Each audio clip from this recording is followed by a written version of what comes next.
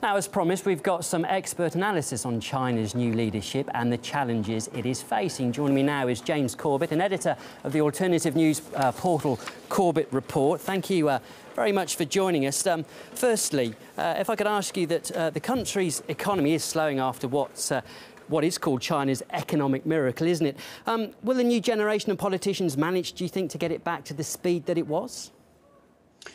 Well, that's a very good question, and whether or not that is the case, I think China is on track to overtake the U.S. economy as the world's largest economy sometime within the next 4 years. It's now projected to overtake. So I think whether or not they're able to get it on the same blistering course that they were in the past, I think there is now such institutional investment in the economic infrastructure that's been created around China in the past few years that I think a lot of players at the table are really invested in the idea of China continuing to grow.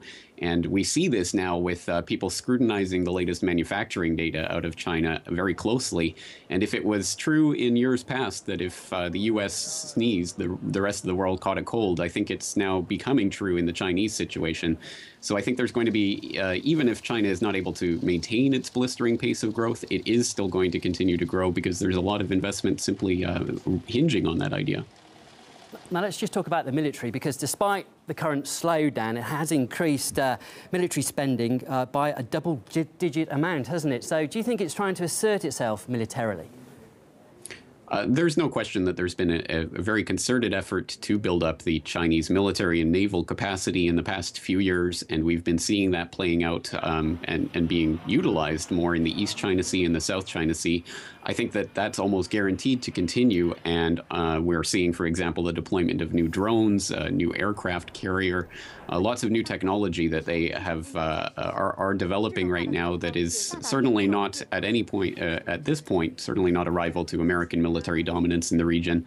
But one could imagine that extending from here and to see it becoming a real military power. And I think there's no question that that's where the Chinese leadership wants to take China. Right, well, let's move on to the US now, because the US has confirmed that it's shifting its priorities to Asia in what has been dubbed the Asia pivot. How do you expect China to respond to that? Well, I think we've already seen how this is starting to play out with the confrontation, for example, between China and Japan over the Senkaku Islands, and we've seen some indications of how this is going to happen through U.S. proxies in the region rather than a direct confrontation between the U.S. and China. And I think that plays into everyone's interest at the moment, because no one is really that interested in upsetting the entire table at this point in time. I think that's something that could potentially develop some ways down the road.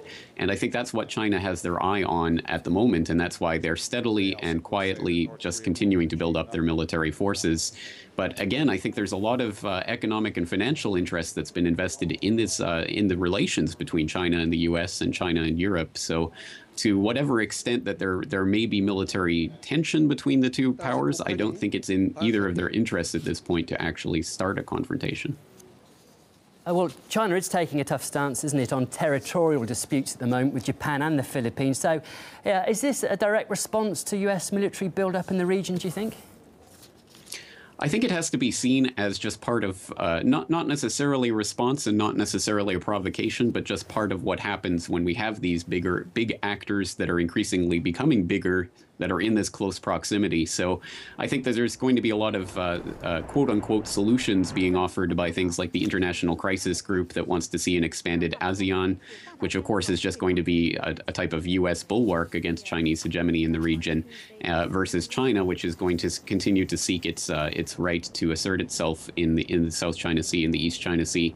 And as I say, I think there will be a confrontation some ways down the road. But until that point, I think that there's going to be a lot of economic and financial turnover in the world economy that's going to be hinging on China, that will probably be playing more of a role, including the upcoming BRICS summit in Durban, South Africa later this month, that I think is going to play a potentially a pivotal role in changing some of the global financial infrastructure.